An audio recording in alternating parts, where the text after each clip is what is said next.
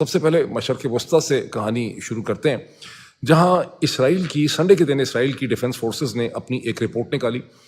مارچ کے آخر میں، مارچ کے مہینے میں، جو 15 پیلسٹینین میڈکس تھے، جس میں 8 جو ہیں وہ ریڈ کریسنٹ کے میں کام کرتے تھے، 6 جو ہیں وہ ایک سول ڈیفنس میں تھے، سول ڈیفنس کے ملازم تھے، ایک اس میں یونائٹڈ نیشن کا اسٹافر تھا، جن کی وین اور گاڑی کے اوپر اسرائیلی فورسز نے اندھا دھند فائرنگ کی according to the all the international media, جس کے نتیجے میں یہ 15 میڈکس جو ہیں یہ جاں بحق ہوئے۔ اب اسرائیلی ڈیفنس فورسز نے سنڈے کو ایک انکوائری کے بعد اپنی جو رپورٹ نکالی، اس میں انہوں نے مانا کہ ہم سے یہ غلطی ہوئی ہے، جو فورسز نے ملٹری پروٹوکول جو انگیجمنٹ کا ہے اسے انہوں نے فالو نہیں کیا، اس کے بعد اس واقعے کی تمام تفصیلات کو صحیح طرح سے رپورٹ نہیں کیا گیا، اس کی ڈیٹیلز کو چھپانے کی کوشش کی گئی، اور اسرائیل کے جو آرمی چیف ہیں اس کے نتیجے میں انہوں نے جو گولانی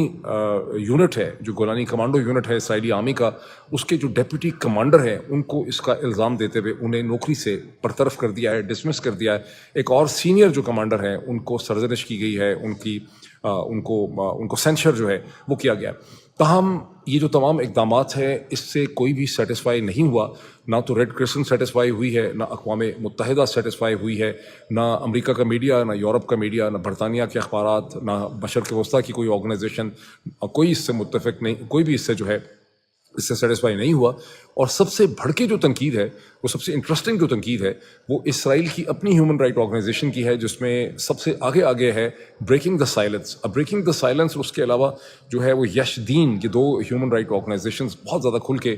تنقید کر رہی ہیں اسرائیلی ملٹری پہ۔ اس کا انٹرسٹنگ پہلو یہ ہے کہ بریکنگ دا سائلنس جو ہے وہ اسرائیلی ملٹری آفیسرز جو ہیں، جو ایکس ویٹرنز ہیں اسرائیلی فوج کی، ان کی ہیومن رائٹ آرگنائزیشن ہے، جو کہتے ہیں کہ ہمیں کھل کے سچ بولنے کی ضرورت ہے اور حقیقت کو سامنے لانے کی ضرورت ہے۔ اب آپ جانتے ہیں کہ پاکستان میں بھی ایک بہت بڑے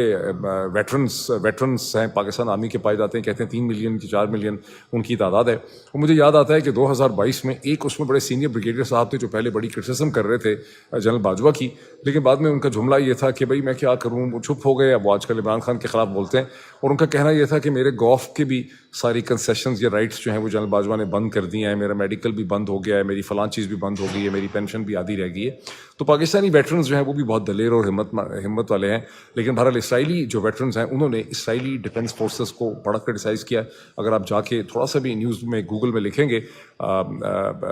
بریکنگ دا سائلنس تو اور یشدین وغیرہ، تو آپ کو بہت سی رپورٹس اس کی مل جائیں گی۔ ویسے بھی اگر آپ اس کے بغیر بھی آپ گارڈین کو پڑھ لیں، گارڈین کی سٹوری میں آپ کو دکھاتا ہوں، نیو یارک ٹائمز کو پڑھ لیں، تو آپ کو اس کی بہت سی تفصیلات جو ہیں وہ مل جائیں گی۔